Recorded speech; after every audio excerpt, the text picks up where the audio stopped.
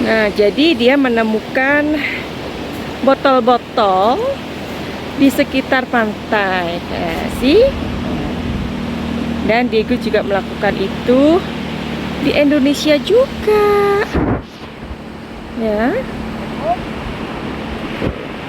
Jadi kami kalau berjalan terus ada botol-botol, meskipun bukan dari kami, tapi kami membantu alam untuk meletakkannya di tempat sampah.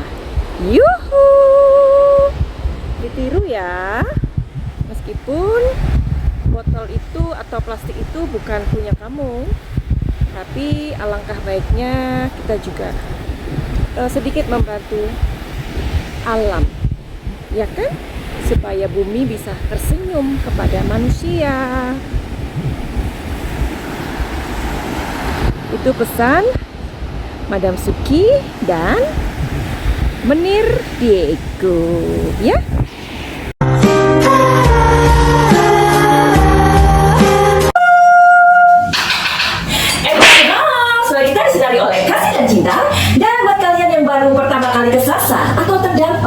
Di channelku ini, aku si Poppy Sekatu. Aku tinggal di Belanda dan di Thailand. Dan buat kalian yang udah sejauh ini mensupport channel Madam Suki atau channel Suki and Diego ini, banyak cinta buat kalian semua.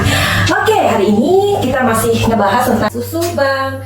Karena kalian itu tertariknya kalau pas aku bikin video atau konten tentang kasus Subang saja. Video-video yang lain nggak diperdulikan. Padahal kalau aku membuat video-video lain itu bagus-bagus juga loh. Karena setiap video itu aku berusaha untuk menyampaikan sebuah pesan. Ayo dong mampir di video-video aku yang lain, meskipun itu nggak membahas tentang Subang, ya kan? Oke. Nah, tepat 5 bulan sudah, yakni tepatnya tanggal 18 Agustus 2021 sampai 18 Januari 2022. Nah, itulah waktu yang sudah kita lalui, yakni tepat 5 bulan kasus Subang ini, yang mana kita masih terus berharap bahwa kasus ini segera ditutup alias segera diumumkan. Nah, diumumkan, dirilis gitu, bukan ditutup sih ya. Jadi diumumkan siapa pelakunya, siapa dalangnya, dan lain-lain dan lain-lain. Aku ambil dari Des Jabar, tanggal 17 Januari 2022 ya, ditulis oleh Cair Mahesa. Jadi kan sudah 69 saksi sudah dipanggil alias diperiksa ya. Dari 69 saksi, ada 4 saksi yang selalu atau sering banget dipanggil. Dan pastinya kalian tahu siapa mereka, ya kan? Dalam menjalani pemeriksaan di kasus Subang, semula Y dan D bahu-membahu saling dukung dan saling menguatkan statement-statement masing-masing. Pasti kalian juga tahu tentang hal ini.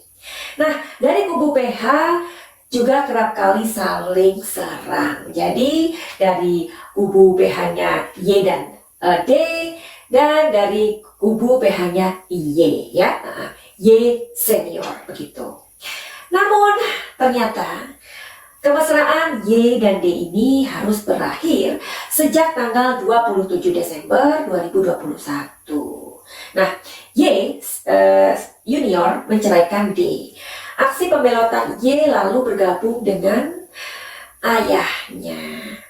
Mengingat hubungan mereka adalah ayah dan anak, sedangkan D, ya apalah, ia hanya seorang pegawai dari yayasan tersebut. Dalam wawancara dengan tim Des Jabar tanggal 5 Januari 2022, inilah alasan Y junior merasa bahwa D selalu mengarang saat memberikan keterangan di BAP kasus Subang ini. Masih berdasarkan penuturan Y junior, katanya, kata PH-nya, D lah yang memunculkan nama Y senior dan Madam M. Wow, saat memberikan keterangan di BAP ya. Akibatnya pasangan ini menjadi bulan-bulanan dan dituduh publik sebagai dalang di balik kasus perampasan nyawa ibu dan anak ini. Nah, bagian ini pasti kalian juga semuanya tahu ya, karena kalian yang masih setia atau ngikutin, pasti kalian juga tahu tentang berita-berita yang sedang update ya. D juga katanya memang dia ini tidak menandatangani keterangan yang telah di BAP terkait. Dan bisa jadi ya, penyidik juga kesel gitu loh. Apa sih maksudnya mengkaitkan atau memunculkan nama kedua pasangan ini tetapi tidak mau menandatangani BAP, ya kan? Nah, barangkali juga seperti itu ya. Sejak diceraikan oleh Y Junior, tentu si D ini berjuang sendirian loh ya. Jadi dia berjuang sendirian untuk menjalani hari-hari dalam menghadapi kasus yang berbelit ini ya. Tak elak D semakin dihujani oleh simpatisan sana sini ya. Mungkin kalian juga sudah melihat videonya di channelnya Bang Heri atau Kang Heri, di mana tentu saja orang-orang yang sudah mensupport dia, terutama adalah Mas Taufan sebagai PH-nya ya. Jadi dia juga berkata dengan mata yang berkaca-kaca ya. Jadi pasti ya sekarang karena dia ini sendirian dan dia berjuang sendirian, tentulah ini membuat netizen ini semakin bersimpati dengan kondisi D saat ini. Tentu saja jika D tidak terlibat, hal ini adalah sebuah ujian terbesar dalam kehidupannya, di mana dia juga masih muda ya, sangat muda. Nah, jadi kalian yang belum melihat videoku yang judulnya Subang FS Gladiator ya, silakan untuk mengikuti dan menggali apa sebenarnya maksud dari video tersebut ya. Bisa jadi loh ya, kita juga berada di posisinya D ya, pada saat kita muda, kita nggak tahu apa-apa ya, ternyata kita berada di sebuah kondisi dan situasi yang begitu sulit ya. Jadi kita juga bisa seandainya kita berandai-andai, seandainya waktu kita muda kita mengalami hal seperti D sekarang, itu kan yang namanya oh my god, nggak bisa kebayang ya. D berjuang sendirian, tentulah kita pasti ingat ya. Tak elak juga bahwa si D ini mempunyai jejak-jejak yang mengarah kepadanya, yaitu mengenai DNA rokok ya. Terus tentang K9 yang menghampiri atau menggonggong ke arahnya. Nah itu loh. Terus tentang pernyataannya jam 3 pagi ya kan. Terus sekarang ini tentang statement dia yang dia katakan bahwa pasangan tersebut atau mengkaitkan pasangan tersebut, tetapi D tidak mau menandatangani BAP. Nah ini kan seperti yang aduh gitu ya. Jadi kalau kita membela D, kekuatan kita apa, ya kan?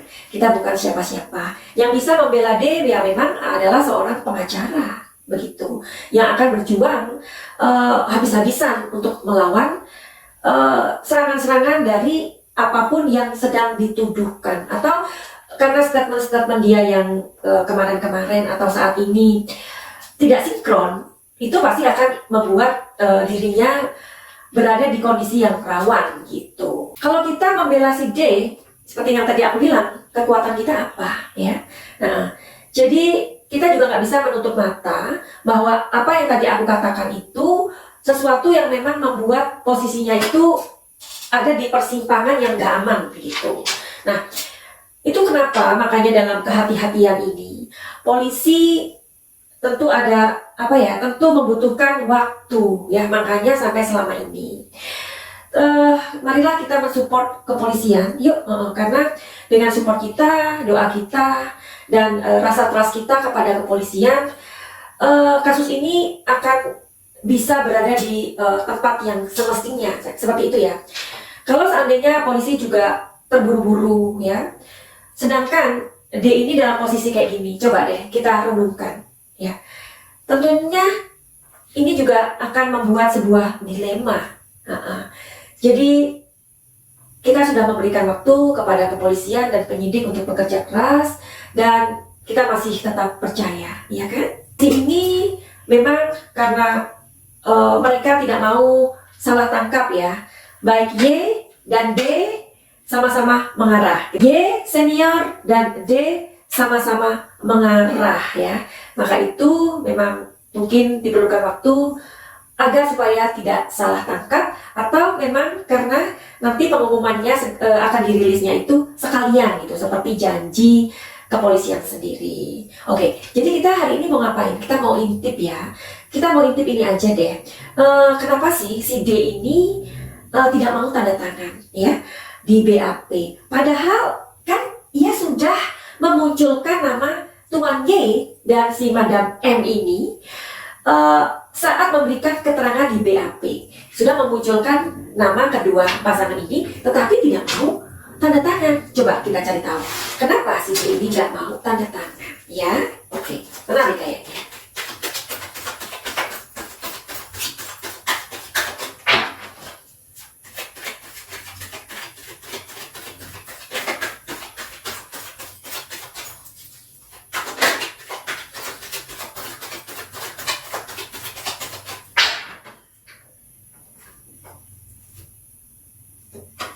Wow.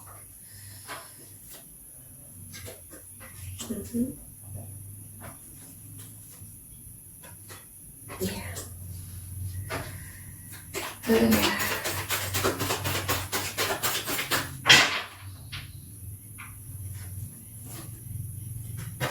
Oke.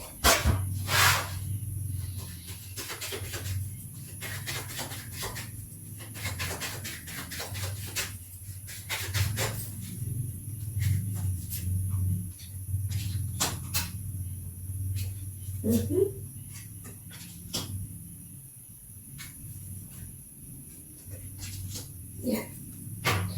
Bagaimanakah tadi story-nya? Oke, aku akan merenungkannya sebentar ya.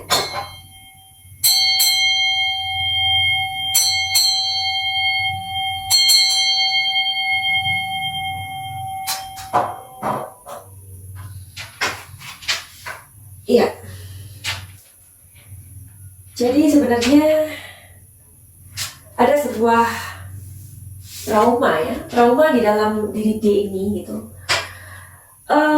Ia melihat sesuatu atau ia entahlah, biarkan kepolisian nanti yang akan menguraikan ya, menguraikan kenapa si D ini tidak mau, atau nanti mungkin PH-nya yang akan memberikan sebuah pernyataan atau klarifikasi atau ya semacam itulah. Kenapa sih dia yang memunculkan nama kedua orang tersebut, tetapi dia nggak mau untuk menandatangani? Itu kan sesuatu yang bertolak belakang gitu loh, ya kan? Jadi si D ini mempunyai sebuah trauma yang gede banget. Trauma itu sampai masuk ke pikiran alam bawah sadarnya. Dia berpikir bahwa sepertinya ia mengetahui sesuatu gitu loh ya. Dia ini memang mengetahui sesuatu ya, si D ini. Tetapi ketika ia mengungkapkan itu masih 50-50, nggak semuanya gitu loh. Atau mungkin dia akan menunggu pada saat yang tepat nanti ketika gelar perkara ini. We have a look ya. Tetapi sepertinya ia sedang menunggu waktu yang tepat. Nanti ia akan menceritakan semuanya. Sepertinya dia akan berkicau untuk semuanya. Ya, karena kalau sudah gelar perkara, dia nggak mau dong. Dia nggak mau berada di situasi yang sulit. Dia nggak mau berada pada suatu tempat yang tidak diinginkan, sementara dia tidak melakukan. Seperti itu ya. Nah, jadi si D ini sepertinya mengetahui sesuatu, tetapi dia nggak mau sekarang untuk mengatakan gitu loh. Tapi barangkali aku percaya bahwa si D ini udah kasih tahu ke PH-nya semuanya ya. Jadi tinggal menunggu sebenarnya gitu. Nah ini. Jadi sebenarnya seperti yang tadi aku bilang, dia mengetahui sesuatu, tetapi ada sebuah dilema dalam dirinya bahwa dia nggak mau untuk mengatakannya sekarang. Ya, hanya menunggu waktu. Oke. Sekarang kita mau cari tahu sebenarnya kalau misalkan si D ini menunda sesuatu yang ia tahu, apakah PH-nya ini mengetahui itu ya.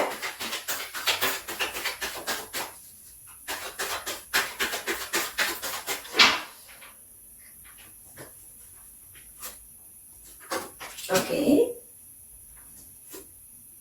Oke. Oke. Ya. Si D sudah mengatakan semuanya dan semuanya. Itu bagus ya. Nah, karena di sini ada kontrol. Nah, kontrol itu dari WH-nya juga yang sejauh ini mengetahui, tetapi juga akhirnya oke, mereka bersepakat bahwa nanti saja, karena di sini pada saatnya saja akan diberitahu. Oke, kita tunggu saja ya, kita tunggu saja. Dan kartu dari si D, kenapa ia tidak mau menandatangani BAP itu? Secara ia sudah memunculkan nama kedua orang tersebut. Oke, jadi sebelum aku mengakhiri video ini, aku mempunyai sebuah kisah. Nah, kisah ini adalah sebuah kisah yang terjadi di musim summer ya. Summer itu musim panas. Oke. Nah, suatu hari aku dan Diego berada di sebuah lake ya gitu ya. Lake itu artinya kayak danau itu, danau yang bagus sekali. Nah, di sana ada beberapa orang pastinya, karena di Eropa itu, terutama di Belanda, kita itu sangat-sangat merindukan matahari ya, karena di Belanda itu adalah gimana ya, matahari itu adalah sesuatu yang mahal ya. Karena dalam setahun itu matahari datang itu bisa hanya 3 bulan full ya, bisa jadi 2 bulan aja ya. Nah, kadang summer itu cuacanya berubah-ubah. Dalam satu hari di Belanda itu cuaca bisa berubah 3-4 kali. You can imagine that ya. Orang Belanda itu sangat-sangat merindukan paman matahari ya. Suatu hari ketika kami berada di danau itu, tentu saja di sana ada beberapa orang ya. Kami di sana menikmati matahari sambil bermain kartu atau ngobrol atau apalah ya. Istilahnya kami di sana sedang menikmati suasana di sana. Nah, di dekat kami, tetapi di sebelah kiri, agak jauh juga ya, berapa meter begitu, ada seorang wanita yang tengah baya sendirian. Wanita setengah baya itu dia sibuk dengan buku di tangannya, karena orang Belanda itu suka banget membaca ya. Jadi dia membaca buku sambil tiduran itu di atas tanah tentunya, dengan baju yang bikini, something like that. Kemudian dia asik dengan dirinya sendiri dengan bacaannya. Nah, di sebelah sananya ada anak-anak yang sedang bermain, tanah seperti itu. Dan ada umur 7 tahun, 8 tahun, 9 tahun, mereka sibuk bermain tanah. Dan dua kakaknya, mereka bermain game nampaknya ya, seperti itu, karena asik dengan teleponnya, seperti itu.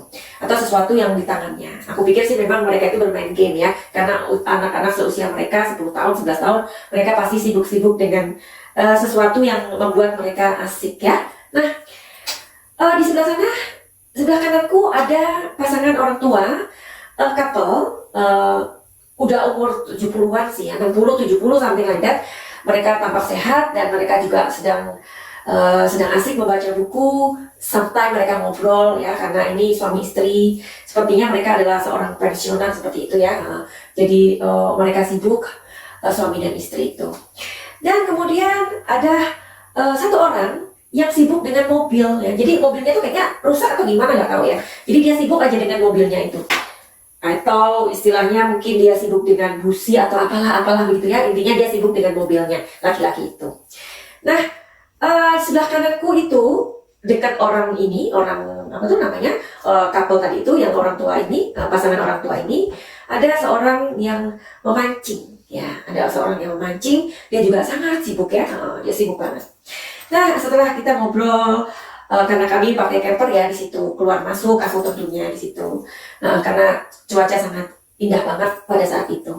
Nah, tiba-tiba 1 jam kemudian, tiba-tiba wanita yang tadi itu yang pakai bikini dan dia sendirian, yang dia separuh baya ini, kemudian tiba-tiba dia merasa panik gitu loh. Dia panik banget sampai kemudian tikernya itu dibolak-balik apalah gitu. Nah, kemudian Diego mendekati orang tersebut. dia tampak bingung banget. Dengan kebingungan dan panik, dia seperti sibuk dengan sendirinya. Nah, kami yang memperhatikan itu, kemudian aku bilang sama Diego, itu kenapa tuh orang itu? Nah, coba deh kita hampirin ya. Ketika kita hampirin, terus Diego bertanya, apa yang terjadi Mevrouw? Mevrouw itu artinya madam atau nyonya ya. What gebeurt Mevrouw? Katanya si Diego. Apa yang terjadi nyonya? Gitu. Terus dia bilang, aku kehilangan gelang tanganku katanya. Gelang tangan emasku hilang. Loh, di mana Anda menaruhnya? Di sini. Tadi aku ketiduran sebentar pas membaca buku ini, dan kemudian aku meletakkan topi besarku ini di atas wajahku, dan aku tertidur. Aku tidak tahu. Sekarang aku kehilangan gelang berhargaku itu. Kalau mungkin benda lain yang hilang, mungkin aku bisa, ya nggak apa-apa lah ya. Tetapi ini adalah, apalagi benda itu dari almarhum suaminya ya. Oke, jadi kita paham sampai di situ. Akhirnya pun kami berusaha untuk mencari di sekitar itu dan tidak ada. Nah, akhirnya Diego berpikir, kami mencari-cari sampai di tas orang tersebut, di apapun yang ada di tasnya dikeluarkan di sekitar situ, dan semuanya nggak ada. Dengan masih panik, kepengen nangis dan sedih banget, aku berusaha untuk menghibur wanita tersebut ya. Akhirnya Diego berkata kepada aku, oke, kamu tunggu sini ya, dan kamu tetap hibur si Mevrouw ini supaya dia merasa terhibur, atau paling enggak kita mempunyai sebuah waktu untuk tahu apa yang terjadi dan di mana gelangnya ini hilang. Oke. Akhirnya Diego berjalan ke kiri dan ke kanan ya. Nah, karena aku juga akhirnya sibuk dengan wanita tersebut. Singkat cerita, akhirnya tiba-tiba Diego itu, aku nggak tahu karena aku sibuk dengan wanita tersebut. Si Diego tiba-tiba saja dia udah bersama dengan seorang pencari ikan itu, atau orang yang tadi memancing itu, ya. Nah, dan Diego mengundang dia untuk datang ke camper kami, karena di situ kan ada minuman ya, ada minuman, dan Diego memberikan minuman kepada laki-laki tersebut. Laki-laki itu kira-kira berumur ya 45 tahun atau ya something like that ya, setengah baya juga. Nah, dari ngobrol itu aku nggak tahu apa yang terjadi dan apa yang mereka katakan. Tiba-tiba Diego memanggil aku dan mengatakan bahwa gelang itu sudah ketemu. Aku bingung dong, kok secepat itu? Ternyata apa? Akhirnya si wanita tadi itu kami dekati dan kami bawakan gelangnya yang hilang tersebut. Tentu saja wanita itu seperti kaget, gak percaya, tetapi heran. Gimana sih rasanya barang yang berharga diketemukan? Kan dia merasa surprise banget. Nah, akhirnya Diego menjelaskan kepada wanita tersebut bahwa perempuan itu disuruh janji dulu bahwa tidak akan terjadi pelaporan atau apapun karena gelangnya sudah ketemu. Dan dia juga masih bingung. Akhirnya dia bilang iya.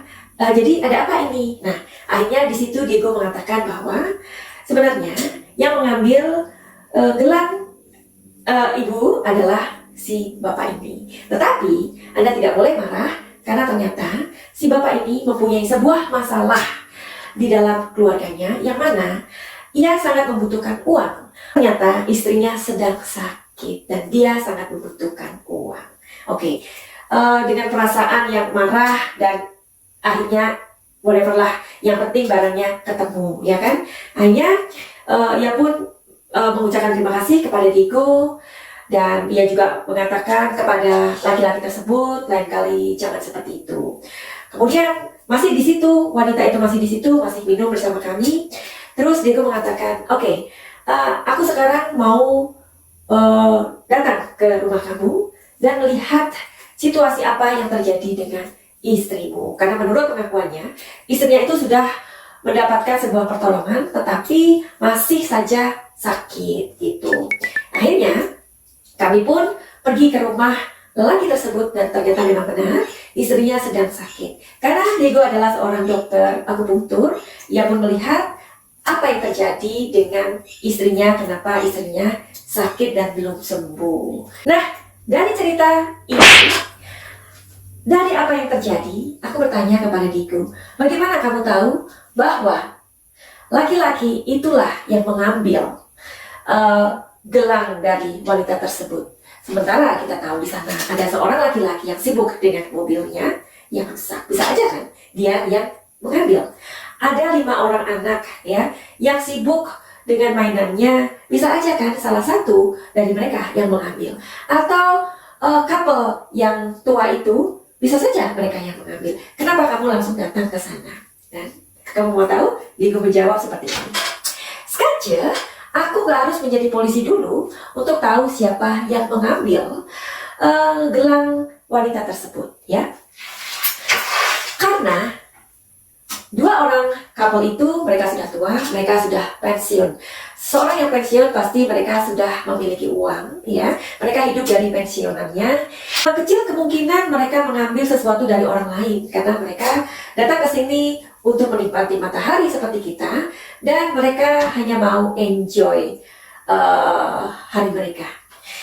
Dan orang yang sibuk dengan mobilnya, dia hanya fokus dengan mobilnya yang rusak. Dan anak-anak yang bermain di tanah itu, mereka hanyalah anak-anak. Anak-anak, dunia anak-anak, mereka fokus dengan mainan mereka. Juga kedua kakaknya yang bermain game, mereka hanya fokus dengan apa yang ada di tangannya. Satu-satunya orang yang mempunyai potensi mengambil adalah laki-laki yang memancing tersebut. Kenapa? Karena dia rumahnya dekat di sini, dia lebih tahu kondisi di danau tersebut. Dia juga tahu bagaimana mengambil sesuatu tanpa harus membuat jejak. Ya, nah, barangkali dia mengambilnya dengan pancingnya atau whatever. Yang jelas, dia tahu bagaimana cara mengambil barang tersebut. Lagian dia sudah tahu kondisi di tempat ini. Dari cerita ini, apakah kalian bisa mengerti situasi dan kondisi yang terjadi di TKP? Jika tidak ada pintu yang rusak, tidak ada jendela yang rusak, dan tidak ada sesuatu hal lain, uang, perhiasan yang diambil. Jadi, aku juga yakin untuk melihat sebuah situasi dan kondisi seperti itu, atau kita bisa menghubungkan kejadian demi kejadian, kita nggak harus menjadi polisi dulu, ya kan? Tapi kan tugas polisi itu sekali lagi adalah menentukan atau mencari bukti yang ilmiah agar supaya pelaku ataupun tersangka tidak bisa berkelit lagi. Oke, jadi itulah videoku hari ini. Jika kamu suka, silakan untuk membagi atau men-share, membantu share tepatnya. Silakan like, dan yang belum subscribe, silakan subscribe. Dan buat kalian yang menyukai video-videoku ini, kalian silakan mampir di video-videoku yang lain, meskipun aku tidak membahas tentang Subang. Buat kalian yang mau konsultasi dan healing, silakan untuk datang. Bagaimana caranya? Silakan melihat di deskripsi. Finally, begitu aja. Send, love, and like.